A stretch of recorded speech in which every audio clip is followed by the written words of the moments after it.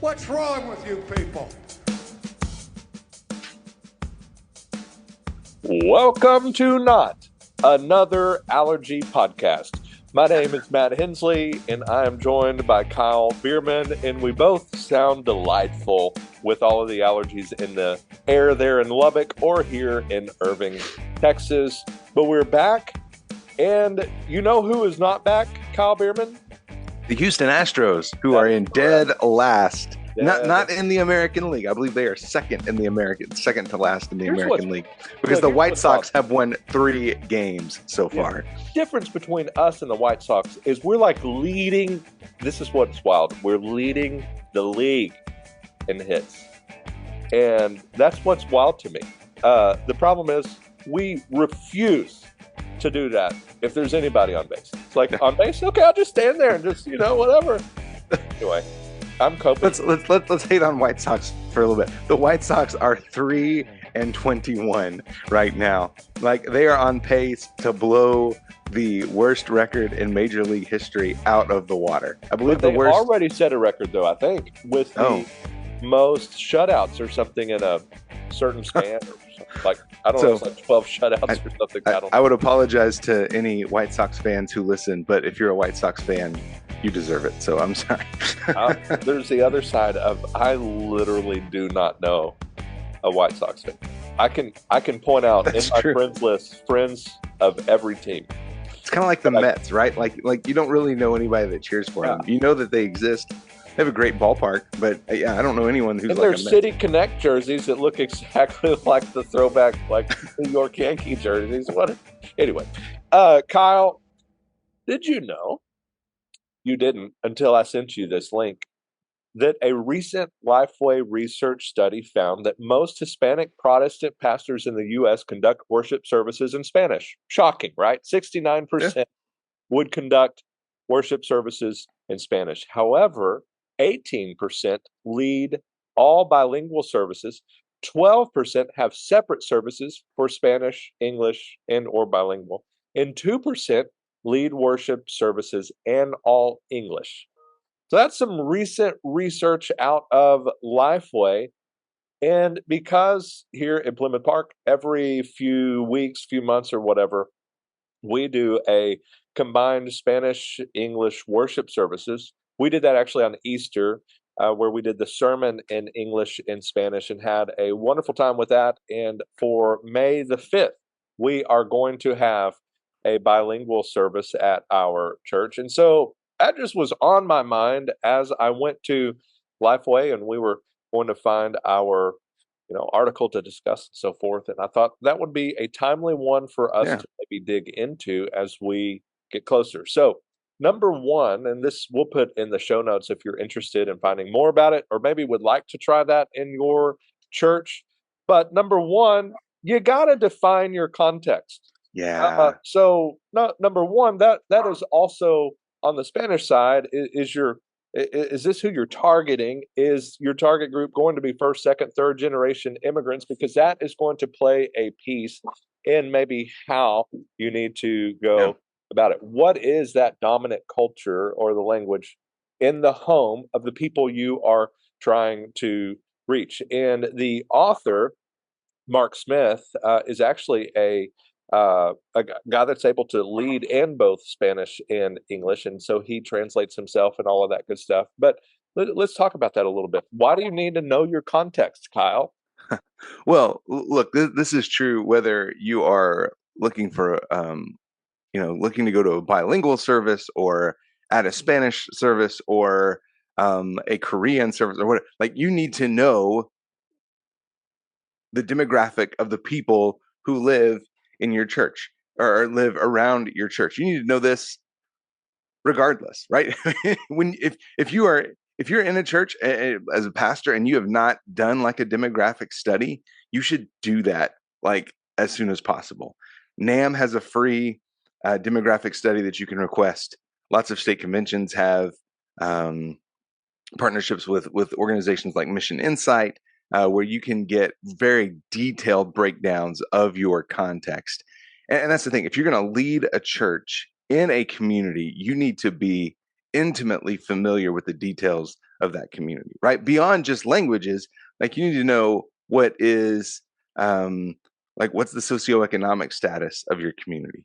What how many single moms versus married couples do you have in your community? All those things are so important as you lead because it's going to help you tailor ministries to meet needs in your community. Yeah. Otherwise, what you can do is you can come up with some really good ideas for ministries that will absolutely not connect with Yeah. your local context whatsoever. You have to exegete your culture, as we Yes. talk about. You have to be a missionary there. Think about, what is the area around my church? And so if the area around my church is rural, country loving, cowboys working Yep. on the farm all day, that's probably not your context that you're going to start a rock and roll worship service. Like, you got to know your area Yeah. a little bit. And so in the case of Plymouth Park, is in an area that is predominantly Hispanic. And Yep. so we have to, of course, as a church, to reflect that in our worship, reflect that in our staff, reflect that in what we are doing and what we're Yep. offering. So that ultimately gets to then speak into some of the things that we want to do. Gospel's not changing. We're not changing anything Right. like that, but we are trying to apply it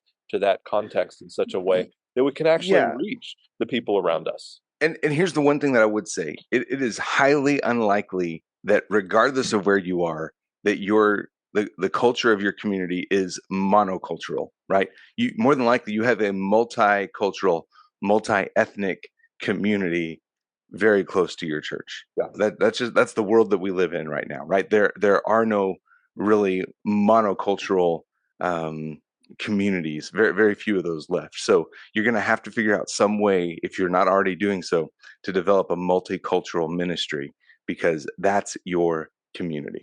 Yeah.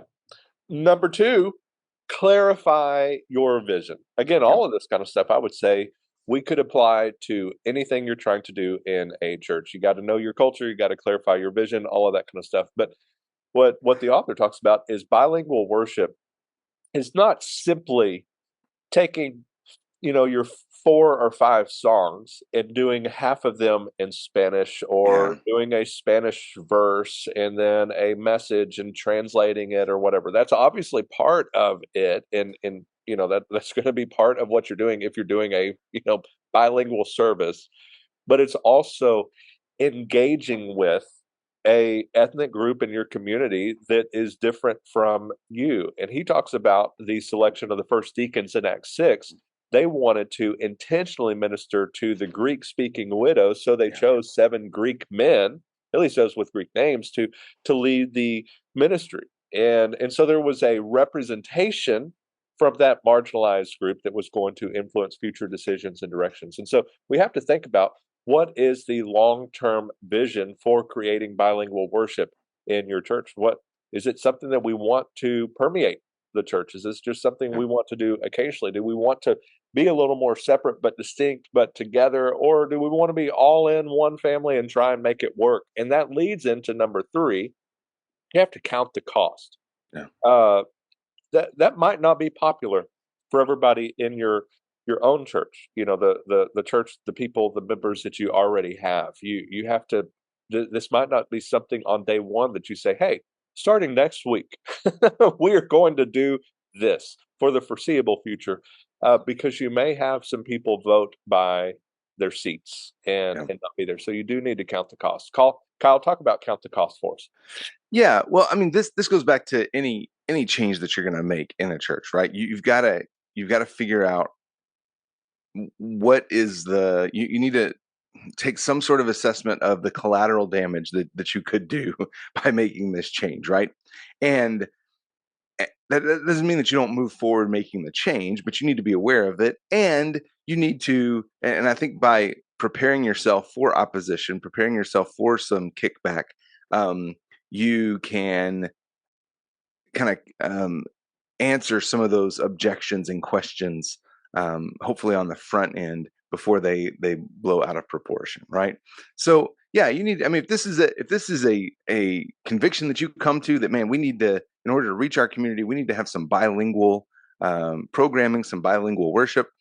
then you need to begin to communicate that, right? I would not say you just need to spring this on your people like on a Sunday morning, all of a sudden start singing a verse in Spanish and just let them go with it. No, you need to communicate the vision behind why the change is necessary, right? We believe this will help us reach our community more effectively, reach the people in our community more effectively, and then you go slowly as you work through that.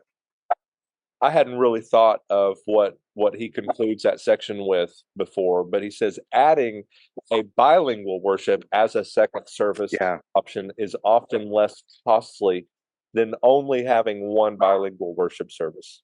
Celebrate what the church is doing and remind your congregation of the vision because it will stretch your leadership and your people. So that might be an option too, is think about, hey, if this is something that's going on, maybe I'm not changing the main service, but we want to start to move in that direction. yeah, One of those easy ways perhaps to do it is maybe find some people that really believe in this and see the necessity of this, and let's say, hey, let's have a second service maybe at 9:30 or 8:45 or 10 or whatever time it could be, that's purely bilingual, and start from there and maybe see what that could lead to. yeah, that's good. Number 4, use technology wisely. Again, translatable to anything you're ever doing.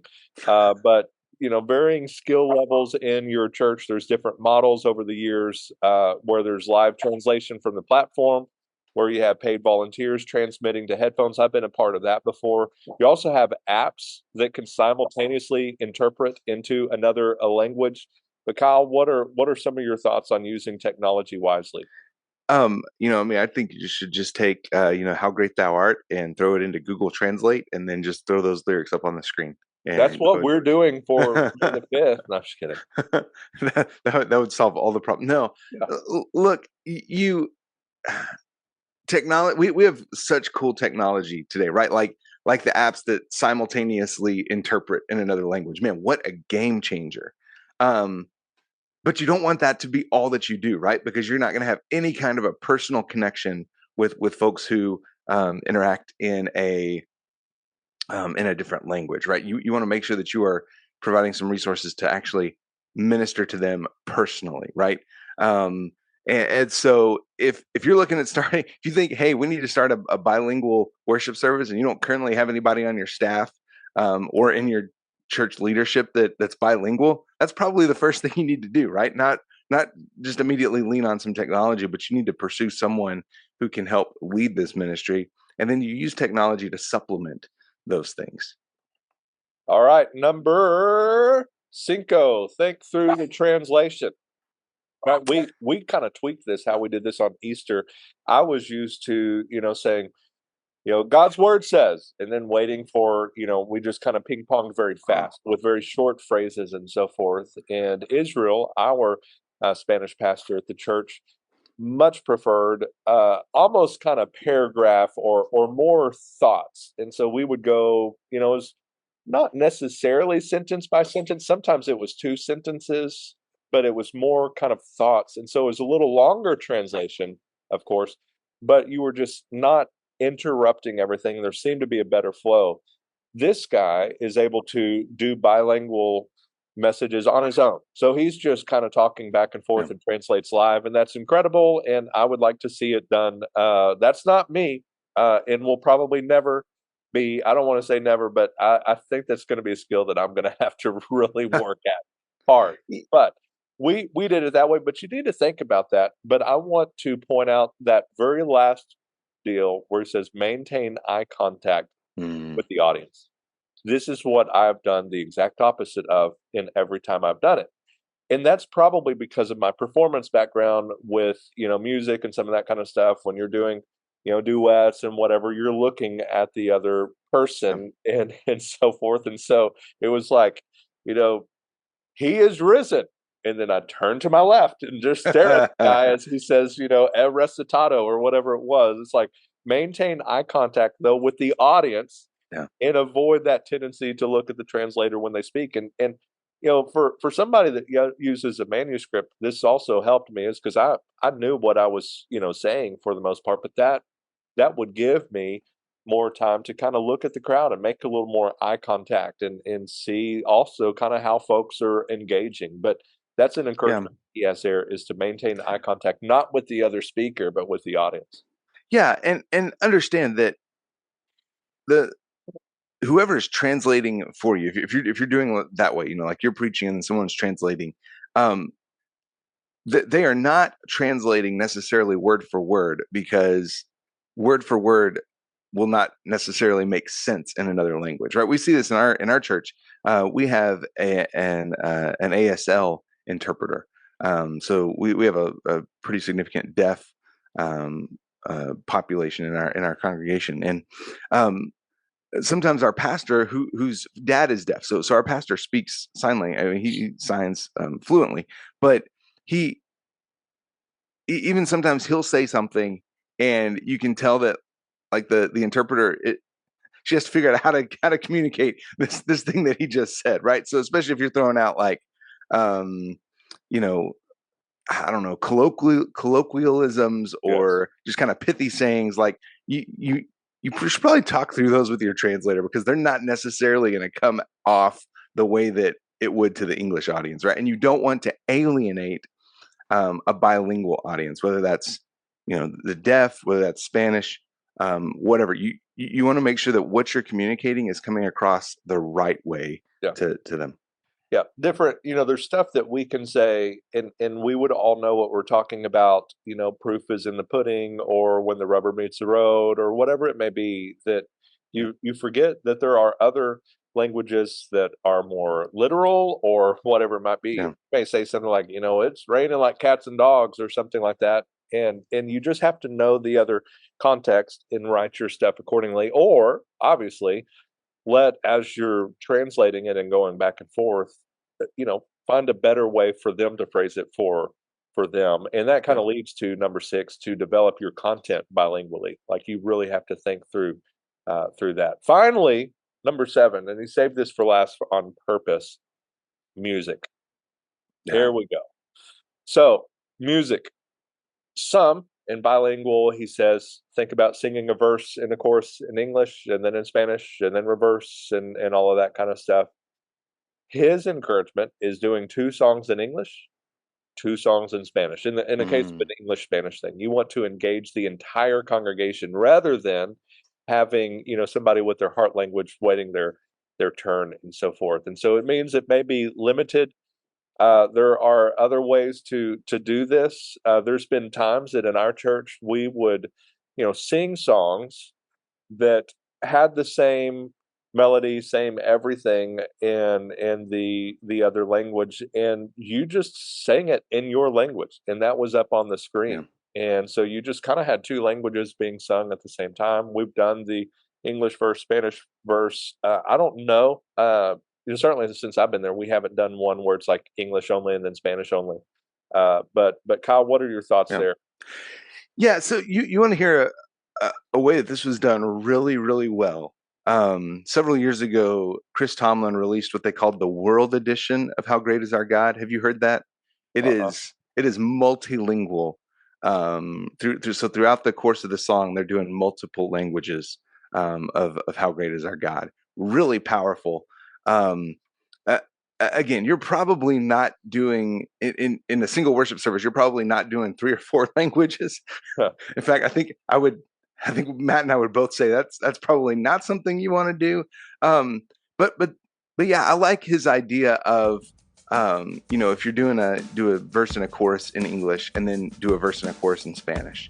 Do a song in English, do a song in Spanish, so that it's not, you're including everyone in the worship, right? And even folks who may not. So if you're doing Spanish, even folks who may not speak Spanish can sing the song, particularly if it's a hymn or a praise chorus that they know, and that can begin to actually help them understand some of the language. Man, beautiful. Yeah, if you haven't already done so, check out the world version of How Great Is Our God. Really cool recording there. And he also does this too. Don't just use Google Translate and try to sing it in Spanish. Don't Why just not, plug Kyle? it in. So many reasons. So many reasons.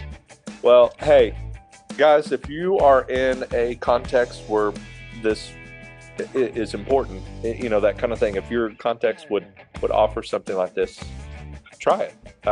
Certainly that option where maybe start a service separate from the main, where you can kind of get a feel for it, see what kind of traction it might get, that kind of a thing.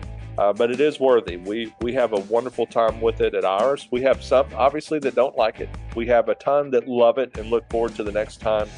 It really does bring some unity in our church, though, and it's exciting to see and be a part of. And so it's fun. It's worth it. We encourage you to check it out. We'll put the link to this in the show notes if you want to read more about it. But have a wonderful day, and until next time, may your coffee be as black as night and as bold as the gospel you declare. What's wrong with you people?